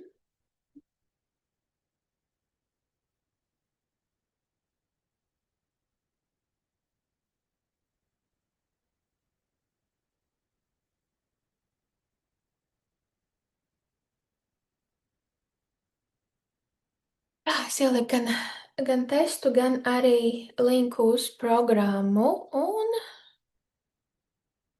jā, rītdien mēs tātad runāsimies par to, ko tad mēs praktiski varam darīt, lai veidotu drošāku piesaisti. Jā, arī attiecīgi no tā, kāds ir mūsu dominējošais piesaistes stils, kāda ir ieteikuma katram no piesaistes stiliem. Un, jā, bet šis vingrinājums, ko mēs tikko darījām, jā, veidojot kontaktu ar šo aizsargājošo daļu, pamanot to un izturoties pret to ar pieņemšanu, iejūtību. Tas arī ir kaut kas, ko mēs varam praktizēt, un arī tas, ko mēs iepriekšējā reizītē darījām vakardien, drošās vietas, somatiskā prakse. Tas viss palīdz. Tā. Tā, tad es skatīšos tagad. Vispār rītdien mēs paņemsim vairāk laiciņu atbildot uz jautājumiem. Rītdien mēs paņemsim papildus pusstundiņu, lai atbildētu uz jūsu jautājumiem. Tāpēc ir iespējams, ja šodien būs kādi garāki jautājumi, ka es tos atstāšu uz rītdienu. Bet jā, skatīsimies, kā mēs šodien tiekam cauri. Tā. Tests parādīja trauksmaino, bet pēc tabulas liekas, ka esmu simtprocentīgi izvairīgais. Ok, interesanti. Um, jā, kā. Jā, pēc tabulas liekas, ka simtprocentīgi esmu izvairīgais. Redzat, mums arī varbūt tā, ka mums šie dominējošie piesaistes stili pamainās atkarībā no tā, ar kādu cilvēku mēs esam attiecībās. Ja? Tā kā arī testā, tā testa ievadiņā tur ir minēts, ka tad, kad tu pildi testu, tad ieteicams ir domāt par attiecībām ar specifisku cilvēku, un tad tu vari izpildīt testu vēlreiz, domājot savukārt par attiecībām ar citu cilvēku. Piemēram, varbūt tu uztaisi testu, domājot par šī brīža attiecībām, un tad tu uztaisi vēlreiz testu, domājot par iepriekšējām attiecībām, attiecībām ar eksu. Un, jā, un ir iespējams, ka tad abas reizes tev uzrādīs kaut ko citu. Ja? Es vakardien arī par to dalījos, kā man tas izpaudās, kā man dominējoši bija izteikti trauksmaina piesaiste. Jā, un šī pievilkšanās pie emocionāli nepieejamiem cilvēkiem, kā tas mēdz būt, trauksmainai piesaistēji. Un tad, kad jā, man bija iespējams potenciāls attiecības ar cilvēku, kuram bija, nu, es teiktu, jā, vai, nu, kā es nolasīju, vairāk vai nu, droša, trauksmaina piesaiste, nevis izvairīga, bet droša, trauksmaina, droša un varbūt miksējās ar trauksmainu piesaisti. Vai es pat teiktu, trauksmēna piesaiste. Un tā trauksmēnā piesaiste otrā cilvēkā manī aktivizēja izvairīgo piesaisti. Jā, jo man nervu sistēma uztvēra, ok, tas, ka otrs ir emocionāli pieejams un otrs vēlās attiecības ar mani un man nav vajadzīgs tā kā čeisot otru, tas ir kaut kas nepazīstams, tas līdz ar to ir kaut kas nedrošs. Jā. Mēs iepriekšējā reizītē vakardien runājāmies par to pazīstamību nervu sistēmā, ka nervu sistēma izvēlās pazīstamo. Un ja man ir pazīstamāk tā emocionālā nepieejamība, ka man ir vajadzīgs darīt, lai kaut ko darītu, lai otrs, jā, lai man būtu kontakts ar otru, jā, tad jā, tas ir tas, ko nervu sistēma izvēlās kā pazīstamo.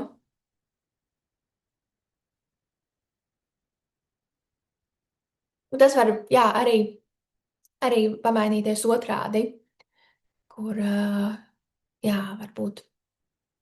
Daudzās attiecībās dominējošais ir bijis izvairīgais stils, un tad attiecībās ar kādu citu cilvēku pēkšņi vairāk tas pārmetās uz trauksmaino piesaisti. Esmu netieši par tipu var spriest pēc tabulas un reakcijām. Esmu patstāvīgā frīz stāvoklī, pēc kuras regulē nervu sistēmu. Es sapratu, kā ar to strādāt. Jā, jā. Priecājos, ka šeit pievienojās arī jā, mani citu programmu dalībnieki. Jā, jā, jā. Jā. Varbūt arī mikss stāvoklis, ka ir no dažādām tabulas sadaļām viennozīmīgi. Jā. Un es teiktu, mums katram izpaužās kaut kas pa druskai no katra no šiem stiliem. Jā. Vienkārši jautājums ir, kas mums ir dominējošais, ko dominējoša nervu sistēma pielieto attiecīgajās stresa situācijās. Man stress parādīja drošo piesaisti, kamēr redzu sevī kaut ko no visām trim no nedrošajām piesaistēm. Tas varētu būt tagadnes traumas rezultāts. Um, Es droši vien ieteiktu izpildīt testu atkārtoti un tieši domājot par specifisku cilvēku, specifiskām attiecībām. Jā, nevis tā vispārīgi, bet domājot par specifisku cilvēku, specifiskām attiecībām. Um,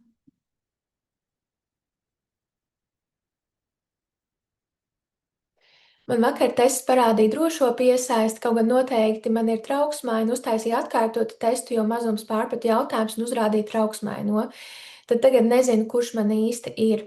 Es ieteiktu, es ieteiktu tad vēlreiz izpildīt testu un tiešām domājot par konkrētām attiecībām ar konkrētu cilvēku. Jā, nu tā. Pēc testa izpildes man ir dezorganizētā piesaiste, precīzi sevi atpazinu. Man tas pats skumji, bet vismaz ir skaidrs, ka neesmu psihopāte. Neviens mēs neesam psihopāts, lai vai kādas ir mūsu reakcijas, jā, tas ir, kā nervu sistēma ir iemācījusies tikt galā ar kādām situācijām, jo tas bija vienīgais, ko tā varēja pielietot tad savulaik tajās bērnības pieredzēs. Lūdzu, atgādiniet, kur tāds tests pieejams, lai noteiktu, jā, attiecīgi ir testiņš. Vai varētu būt tā, ka attiecībās ar dažādiem cilvēkiem izpaužās arī dažādi piesaistes veidi? Jā, tas ir tas, ko es tikko minēju, bet tas nozīmē, ka tie dažādie cilvēki kairina dažādas personiskās traumas, attiecīgi radot dažādas reakcijas. Jā, jo mūsu nervu sistēma, mēs iepriekšējā reizītē vakardien runājāmies par to datu bāzīti, ko nervu sistēma glabā par šīm visām gan piesaistes pieredzēm, agrīnām piesaistes pieredzēm, gan par jebkurām traumatizējošām, emocionāli pārņemošām pieredzēm, kas ir neizrisināts, nesadziedētas. Un, jā, un nervu sistēma vienmēr skenē līdzības. Jā, varbūt kaut kas nav precīzi līdzīgs, bet ir kādas asociācijas, kas ir līdzīgas. Tā teikt, kādas garšvieliņas ir līdzīgas. Jā. Un teiksim, jā, tas cilvēks. Tu, teiksim, ar apzināto prātu saproti, tas cilvēks, nu, tā kā, nē, tas cilvēks nav tā kā mans tētis. Jā, viņš izskatās citādāk, viņam ir citādāk nodarbošanās, viņš citādāk runā. Jā, bet ir kaut kas tajā cilvēkā, kaut kāda tāda līdzīga traumatiskā enerģija, kaut kādi. Kaut kādas niansītas runas un izturēšanās veidā, ko tava nervu sistēma neapzināti uztver. Jā, un ir šīs līdzības, ok? Nervu sistēma noskanē, ok, kur bija kaut kas līdzīgs, kur bija kaut kas līdzīgs, jā, bērnībā, tētis, tas un tas bija līdzīgs tēvam. Tātad, ko nozīmēja attiecības ar tēti? Attiecības ar tēti nozīmēja neziņu, dusmošanos, kliekšanu, saspringumu, neusticēšanos. Aha, ok, tātad es tam cilvēkam nevaru uzticēties. Jā, un tā nervu sistēma aktivizē stresu un trauksmi. Jā. Un atkal, jā, ar citiem cilvēkiem var būt citādāk, jo jautājums ir tiešām par to, ko tavai nervu sistēmai tas atgādina. Jā. Un atkal tas ir citādāk nekā kā tavs racionālais prāts izdomātu. Vai tas nozīmē, ka cilvēkiem pārī, kur viens ar trauksmaino piesaist, otrs ar izvairīgo pēc noklusējuma, nav iespējams izveidot veselīgas attiecības? Nē, absolūti nē. Ja?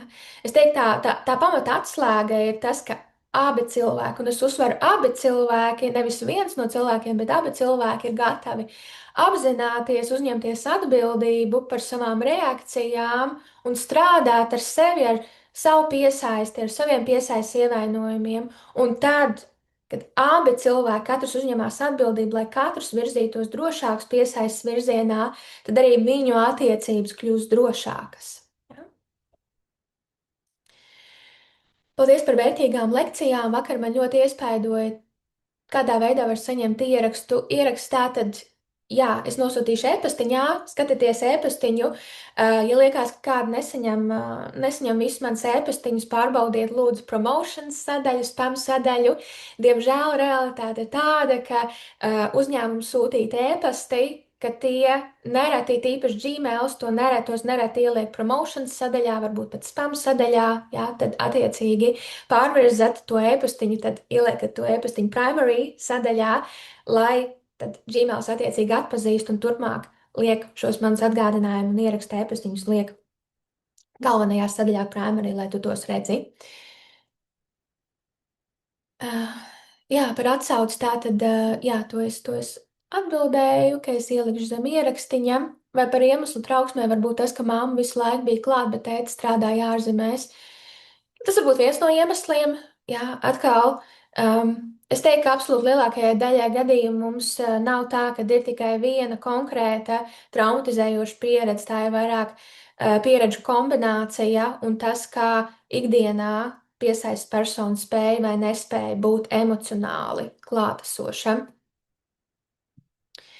Bērnībā iemācījos, esi stiprs, neraudi, tā arī iemācījos emocijas turēt sevī. Jā, jā, tas diemžēl tā ir, kā tas audzināšanā, diemžēl ir izpaudies savulaik, kad, jā, kad puišiem, vīriešiem ir mācīts neraudāt, ka raudāt nozīmē būt vājam, bet tas, ko es absolūti esmu sapratusi, mācoties par nervu sistēmu, par piesaisti, par emocijām, strādājot ar cilvēkiem, ar klientiem, jā, ka spēja izrādīt emocijas, jā, tā patiesībā ir tieši vairāk stipruma un drosmes. Tas vairāk tieši liecina par stiprumu un drosmi, nevis par vājumu. Jā, tā kā es vēlos tiešām salauzt tos vecos, limitējošos priekšstats, kas ir nodarījuši tik lielu kaitējumu, jā, cilvēkiem. Jo, jā, es teiktu, jā, vīrietis, kurš spēj raudāt, ir daudz stiprāks un drosmīgāks nekā tas, kas notur emocijas sevī. Cik reāli tādiem cilvēkiem ir iespēja izveidot veselīgas attiecības, ja katram tas savs patērns, izvairīgais, trauksmainais, bet mēģinot saprast, atkāpties, dot telpu, tur būtu laikam jābūt abiem milzīgai vēlmei, vienam otram tuvoties, veselīgi, milzīgs darbs, kas tāpat bieži rezultējas ar šķiršanos. Atkal, kā es minēju, ir būtiski abi uzņemās atbildību par savām reakcijām. Rītdienas lekcijā es runāšu vairāk par to, kas katram no dažādiem piesaistes stiliem ir vajadzīgs, ko ir vajadzīgs vairāk koncentrēties, lai veidot drošāku piesaisti sevī. Tas ir darbs katram ar sevi, un tas jautājums ir, vai abi cilvēki ir gatavi strādāt ar sevi tādā veidā, un tā kā saprast, kas viņiem ir vajadzīgs, lai veidotos drošāk piesaiste, un strādāt ar sevi. Jā, ja jā, jā, cilvēki var pieredzēt ļoti drošas, stabilas, piepildošas attiecības. Jā, ja tikai viens cilvēks ir gatavs strādāt ar sevi, tad ir grūtāk. Tā testiņus ieliku, varētu būt gan trauksmainā, gan izvairīgā, kaut kas no abām, jā, arī.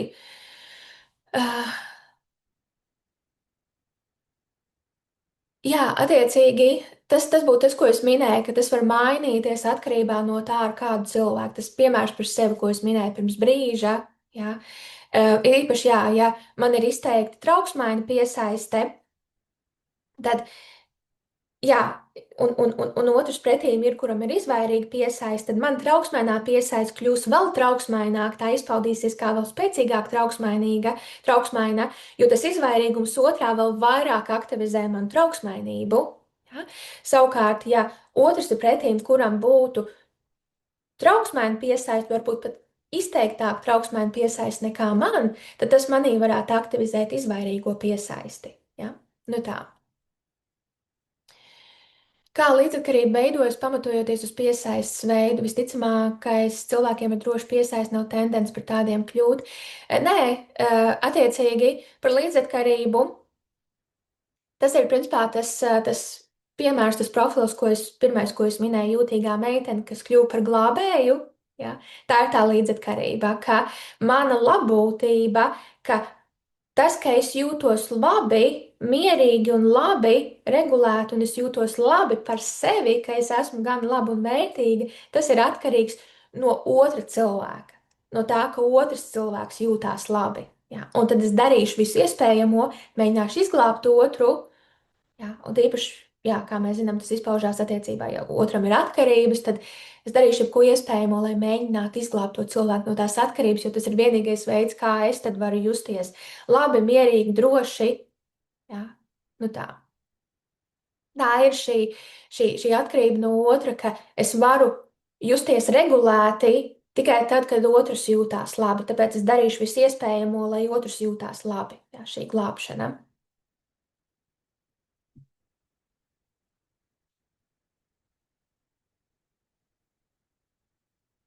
Kā šo var dziedināt, mainīt emocijas? Par to rītdien, kā es minēju, mēs runāsimies par to, kas vajadzīgs, lai praktiski veidot drošāku piesaisti. Un to var mēģināt mainīt pats cilvēks sev tikai pieaugušo vecumā, jā. Respektīvi, ja es esmu saskatījusi savas kļūdas bērnu audzināšanā, es mainot uz drošu piesaistes veidu, vairs nevaru, kā saka, izliet ūdeni, vairs nesasmelt. Ja runa ir par bērniem, tad es teikšu, ka nekad nav par vēlu. Jā, proti, uh, kad tu sāc apzināties, ka tu sāc strādāt ar sevi, ar savām emocijām, ar savu piesaisti, attīstīt drošāk piesaisti sev pieaugušo vecumā, jā, tad tas, protams, pozitīvi ietekmēs tavas attiecības ar bērniem, un pat ja viņi jau ir paaugušies lielāki, jā, varbūt pat izauguši jau paši ir pieaugušie, jā. Es teiktu, nekad nav par vēlu mainīt šīs attiecības, uzlabot šīs attiecības, un viņi arī gūs labumu no tā. Protams, jā, agrīn ir bijuši daudz šie piesaistes ievainojumi, jo tu vienkārši neesi zinājusi, tas vienkārši tā ir bijis, tu neesi zinājusi. Šeit nav absolūti vieta pārmetumiem sev, tas vienkārši tā ir bijis.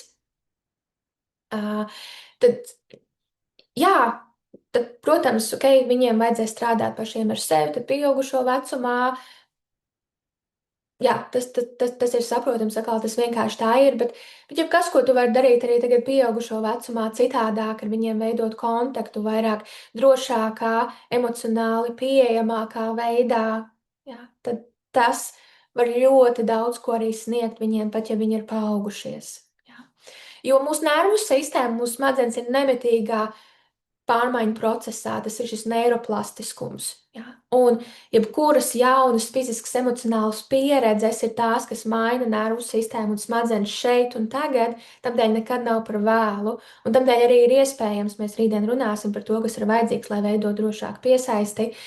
Nekad nav par vēlu, lai cik tev būtu gadi, nekad nav par vēlu veidot, attīstīt drošāku pieredzi. Uz to balstīsies arī jaunā programma, droši piesaist laboratorijā, 8 nedēļu programma, kā mēs varam, izmantojot somatiskās prakses, vairāk veidot šīs jaunās emocionāli drošās pieredzes sev un pārtrenēt nervu sistēmu. Man tieši 37 gadi, esmu trauksmai. Nē, es ļoti grūti ar prātu daudz ko saprotu, bet ķermeņa reakcijas sit ārā korķus. Jā, tas ir tas, par ko mēs runājām. Es pēdējā laikā tā daru, meklēju atbildes galvā. Jā, un atkal tā ir bijusi izdzīvošanas stratēģija.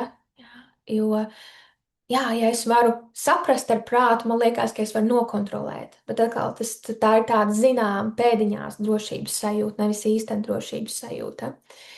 Īstenā drošības sajūta ir tā, ka mēs varam ķermeniski pieredzēt drošību. Tad, kad nervu sistēma ir šajā miera un drošības stāvoklī. Jā, beidzot ir skaidrojumi visam šim. Priecājos, ka šī informācija ir beidzot nonākusi līdz mums visiem. Jā, šis viss ir vienkārši, tas savulaik ir mainījis man dzīvi. Jā, tāpēc jā, pavisam noteikti. Mazliet smagi saprast, ka viss man personība balstās uz trauma response. Jā, bet kad mēs to apzināmies, jā, ir kāds skumja process, ko mēs varam izskumt, bet tad, jā, kad mēs to apzināmies, tad tur arī ir tā iespēja izvēlēties citādāk, jā, strādāt ar sevi. Ļoti mulsinoši es zinu, ka man ir divas stratēģijas - kliegt un uzspiest un pieprasīt otram to, ko prasa man nervu sistēma, un otra ir noslēgties no cilvēkiem, atslēgties no realitātes prātā un fantāzijās. Un iestāstīt sev, ka man neviens nav vajadzīgs, kurš piesaistes stils tas ir. Man mātei ir izvairīgā piesaiste un grandiozā narcisisma iezīmes. Tēvs bija neprognozējami agresīvs, pieredzēja viņa eksplozīvu agresiju pret saviem vecākiem, ne pret mani. Um, Viņam ir benigni narcisisma iezīmes, tēvs un māte šķīrušies. Kopš manas 4 gadi dzīvoju ar māti. Māte daudz nodarbojās ar savu sēnes projicēšanu uz mani un vainošanu. Esmu slikta, gan nemīloša, agresīva. Jā, narcistiski vecāki atstāja ļoti spēcīgas piesaistes ievainojumus. Jā. Un es teiktu, tas, ka tu sāki ļoti mulsinoši, tad tas liecina, kā tev izpaužās šis apjukums, un kā mēs runājāmies šodien, tas apjukums ir vairāk raksturīgs dezorganizētai piesaistei. Un dezorganizētā piesaiste arī būtu tā, ka, principā, nervu sistēma pat ir apjukus, kurā brīdī aktivizēt kuru stratēģiju, vai trauksmainību, vai izvairīšanos. Jā? Nu tā. Tā kā tas izskaidrot, kāpēc tu piedzīvo tā kā abas stratēģijas, jo dezorganizētā piesaiste ir, principā, mikslis ar abām. Kas notiek, ja attiecībās ar divu cilvēku ar trauksmaino piesaisti, vai, lai būtu kaut cik veselīgas attiecības, vismaz vienam partnerim jābūt ar drošo piesaisti. Ja vismaz viens partneris ir ar drošo piesaisti, tad ļoti liela iespējamība, ka otrs, kuram ir nedroša piesaiste, saņemot šīs drošās pieredzes attiecībās ar cilvēku, kuram ir droša piesaiste, ka viņa piesaiste arī virzīsies vienkārši attiecībās esot šajās drošajās attiecībās, virzīsies vairāk uz drošu piesaisti. Ja? Savukārt, ja attiecībās ir divi cilvēki ar trauksmaino piesaisti, protams, situācijas ir dažādas, ja, un nav tāds viens likums, kas atbilst visām situācijām, bet mans novērojums ir, ka tad lielā daļā gadījumu tam vienam cilvēkam, kuram ir izteiktāka trauksmainā piesaiste, tad vienam ir izteiktāka trauksmainā piesaiste, un tas, kuram ir mazāk izteikta trauksmainā piesaiste, ka tā pārmetīsies uz vairāk izvairīgu piesaisti. Noklausoties, šķiet, ka bērnībā uz mājām ir bijušas visas šīs situācijas, šobrīd ļoti dzīvoja galvā pēc testa izvairīgā piesaiste. Mhm. Tā, un tad ir komentāriņi par uzdevumu. Pastiprinās. Es laikam neesmu droša, kas pastiprinās, vai tā sajūta pastiprinās.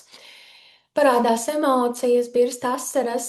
Jā, ļoti labi. Ja nāk kāda emocija vai birst asaras, veicot to somatisko praksi, tas ir ļoti labi, jo tas nozīmē, ka nervu sistēma tad kaut ko var atbrīvot, kaut ko atlaist, jā, kas ir bijis uzkrāts, apspiests. Ko darīt, ja kādu no nedrošās piesaistes veidiem jau esam nodevuši bērniem jau pāri 2 gadu vecumam? Numur 1 - strādāt ar sevi, ar savas nervu sistēmas regulēšanu un drošu piesaistes veidošanu sev. Ja? Tagad noteikti aicinu pieslēgties rītdienas lekcijai par tiem soļiem, ko darīt. Ja? Tā principā būs atbilde, ko darīt, ja kādu no nedrošās piesaistes veidiem jau es nodevusi bērnam. Ja? Jo vairāk tu kā vecāks vari strādāt ar drošu piesaistes veidošanu sevī, ja? Jo vieglāk, un patiesībā tad tas būs daudz automātiskāk, ka tu to arī varēsi veidot vairāk attiecībās ar bērnu. Un, jā, ja bērns ir pār 2 gadu vecumam, nav par vēlu, viss vēl var mainīties. Ja? Un arī jaunā programma, par ko es runāšu vairāk rītdien, droši piesaist laboratorijā, tā noteikti arī būs palīdzoša arī vecākiem, kuri vēlas veidot drošāku piesaisti sevī, lai viņi arī varētu veidot to attiecībās ar bērniem. Radās viegluma sajūta. Prāts pieslēdzās ļoti ātri un neļāva sajust tik daudz, kā gribētu. Kontrole ļoti ātri ieslēdzās. Jā, un tas arī ir kaut kas, ko mēs pamanām, ko mēs piefiksējam. Jo apzinātāk mēs varam būt par šīm stratēģijām, šīm nervu sistēmas stratēģijām, kas pieslēdzās, jo vairāk mēs varam atgūt tādu patiesu kontroli pār sevi, par savu nervu sistēmu un savām reakcijām. Jā, paldies, ka sargā iedarbojas maģiski nomierinoši. Ķermenis sasting un žoklis pēc tam atlaida, nāk žāvs un atslābums. Siltuma sajūta, asaras sajūta, kā apskāv iekšējo bērnu, kā tajā mākslas darbā no prezentācijas. Jā, brīnišķīgi. Nu tā. Pirmajā brīdī vēl stiprāka sajūta palika, pēc brīža vieglāk elpot. Kā ar sirdi pieņem, ka bērnības piesaistes persona neiedeva to, ko man vajadzēja, nevis tāpēc, ka nemīlēja mani, bet savādāk nemācēja. Tagad ar savām reakcijām saprot, ka pāri nodarīt var arī bezgalīgi mīlot, bet aizvainojums uz māmu ir un to ir grūti pieņemt. Tā, es vēl skatos, principā tie, kas šobrīd ir sarakstīti, tie jautājumi, jā, uz tiem es atbildēšu, un ja būs vēl kādi jautājumi, kas būs pierakstīti, tad tie pāries uz rītdienu, jā, jo rītdien mēs paņemsim laiciņu vairāk jautājumiem. Jā, kā ar sirdi pieņem, ka bērnības piesaistes persona neiedeva to, ko vajadzēja. Savādāk nemācēja. Jā, šeit atkal tas ir darbs ar sevi, ar savām sajūtām, emocijām. Jā. Jā, katrā ziņā izklausās, ka tas, ko tu pieredzi, tu pieredzi daudz dusmas un aizvainojumu. Ja? Aizvainojums principā ir apspiestas dusmas, kuras nav bijis iespējams izrēģēt. Ja? Un tad es pat ieteiktu tiešām pastrādāt ar kādām somatiskajām praksēm, ja tu esi bijusi kādā manā programmā vai kursā iepriekš, tad ir šie vingrinājumi, kā izjust emocijas 4 soļu metode. Attiecībā uz dusmām arī ir tas vingrinājums attiecībā uz dusmām, attiecībā uz skumjām. Ja tu neesi bijis nevienā programmā, es ieteiktu kādu savu programmu, ir arī tāda pati pamata programma regulē nervu sistēmu, kur arī ir šie vingrinājumi, prakses emocijām un nervu sistēmas regulēšanai. Jauns tās rauns sāksies jūnijas sākumā, pieteikties var jau tagad, ja, un saņemt uzreiz piekļuvu materiāliem pirms nodarbības sākās jūnijā jaunam raundam. Un jā, es ieteiktu darbu ar šīm savām emocijām, ar tām dusmām, skumjām, aizvainojumu, sāpēm, jo tās ir emocijas, kuras ir vajadzīgs izjust, tiešām izsāpēt, un dusmas ir vajadzīgs aktīvā veidā izrēģēt uz āru, veselīgā veidā. Ja? Nevis izrēģēt uz otru, bet ir attiecīgi somatiskie vingrinājumi prakses, kas veselīgā veidā palīdz izrēģēt to dusmu enerģiju. Un tad tev būs vieglāk. Jā, jo šobrīd tās emocijas, tās sāpes tevī, un līdz ar to tās dusmas un aizvainojums ir tas, kas neļauj paraudzīties tā iejūtīgāk, līdzjūtīgāk uz to, ka reāli tā bija tā situācija, ka viņi nemācēja. Un tad, kad tu izsāpēsi, izrēģēsi tās savas emocijas, tad būs daudz vieglāk. Jā, tad tev nevajadzēs vairāk piespiesties, lai paraudzītos ar iejūtību, ka tā vienkārši bija, bet tu spēsi to. Es esmu sev iestāstījis, ka māma citādi nemācēja, viņai deva man to, ko pati bija saņēmusi. Man ar šo palīdzēja tikt galā sistēmisko sakārtojumu terapiju, spēja pieņemt, ka tie bija apstākļi un noņemt savu nost emocionāli no visiem tiem notikumiem, arī bija jākāpj ārā no upuru pozīcijas. Jā, jā, tieši tā, jā, arī tas arī ir vēl viens veids, kā uz to paraudzīties. Bet jā, gal galā tās ir tās emocijas, tās neizsāpētās emocijas, tās neizreģētās dusmas, kas notur tajā upuru pozīcijā. Man kaut kā sajūta, ka arī droša piesaistes persona pieredze dažkārt nedrošības, tā kā pilnīgi simtprocentīgi droši tā īsti nevar būt viennozīmīgi. Jā, tieši tā kā es minēju, un kā es minēju, arī nav vajadzīgs simtprocentīgi vienmēr drošas piesaistes pieredzes attiecībās ar bērnu. Ja tas notiek 30% gadījumu, tad tas vien jau var palīdzēt bērnam veidot drošu piesaisti. Man pēc testa ir droši piesaisti, man nav problēmas uzturēt nopietnas sarunas, nav bāles būt nemīlētai vai runāties par vajadzībām, bet ir arī dažreiz situācijas, kuras atbilst trauksmainai. Jā, jā, protams. Mhm. Jā, jo tas atkal ir, kurš ir tas mūsu dominējošais, ko mēs pieredzam visvairāk, visbiežāk. Jā, mums varbūt padruskai no visa, bet kuru mēs pieredzam visvairāk, visbiežāk. Es arī līdzīgi sev iestāstīju, ka viņi darīja labāko, ko spēja, vēlējos ar sirdi atlaist tik ļoti, ka cēlos agri no rīta, meditējot atkārtoju mantru par piedošanu, pēc 2 mēnešiem sajūtu piedošanu un atlaidu. Sirds palika viegla. Jā, paldies, ka dalāties. Jā, jā. Mhm. Raudāt sagribējās, paraudāju, ļoti labi, brīnišķīgi. Latvijā ir tik daudz ģimeņu atkarīgo, līdzatkarīgo formātā, vai nav automātiski tā, ka bērni visi izauga dezorganizēto piesaistu stilu. Tas var būt dažādi, jā, ir ļoti iespējams, jā, ļoti iespējams, un patiesībā nedrošie piesaistu stili ir daudz izplatītāki nekā sākotnēji varētu šķist, jā. Bet, jā, atkal, jā, atkarīgs, jā, tās ģimenes situācijas var būt tik dažādas, un tajā ģimenes modelī, jā, var būt bērnam dominējošā, var būt dezorganizētā piesaiste, trauksmēnā piesaiste, izvairīgā piesaiste. Ja? Tās ir vairāk tās ikdienas pieredzes, kas notiek ikdienā, kas ietrenē nervu sistēmu, kura būtu tā dominējošā stratēģija. Vai tests ir pietiekoši precīzs, man rezultātā ir droši piesaist, bet atpazīst ļoti daudz raksturojums no citiem piesaistes piemēriem. Šis tests šī ir pirmā reize, kad es palaidu to testu. Principā vakardien es viņu palaidu. Tā kā jā, ir iespējams kādas kļūdiņas vēl testā. Jā. Es tur veikšu vēl uzlabojumus. Ja? Bet, lai būtu pēc iespējas precīzāki rezultāti, es aicinu pildīt to testu, tā kā ir tajā ievadiņā rakstīts, domājot par specifisku cilvēku, par specifiskām attiecībām. Nu tā. Um, jā, bet attiecīgi, jā, es vēl vēl pārskatīšu, vēl pārlabošu to testiņu, ja būs vajadzīgi pārlabošu. Bet jā, kā es minēju, es aicinu pildīt to testiņu, domājot par specifiskām attiecībām, un tad var pildīt vēlreiz, domājot par citām attiecībām. Paldies, kolēģi Laine! Ļoti priecājos par šīs tēmas aktualizēšanu, lai izdodas. Es gluži savu narratīvu mainīju par savu trauksmes sajūtu. Iepriekš to uztvēru kā negatīvu, kā traucēklis, bet izjust pateicību par to, kā tā sargā, tas man pārsteidza. Jā, burvīgi. Laini, jūs esat Dieva dāvana sabiedrībai, vai paldies, Mīši, par šiem vārdiem. Jā, paldies, Mīši. Lielas paldies, Laini, par lekciju, man ļoti emocionālā. Paldies! Paldies, it kā zināmas tēmas, bet šīs lekcijas atnāca īstajā brīdī, kad visvairāk vajadzīgas. Jā, liels paldies par tavu darbu, paldies jums par labajiem vārdiem. Paldies, liels priecājos, ka šis ir risināms, ir ko sagramot emocionāli, bet no šejienes tikai uz augšu.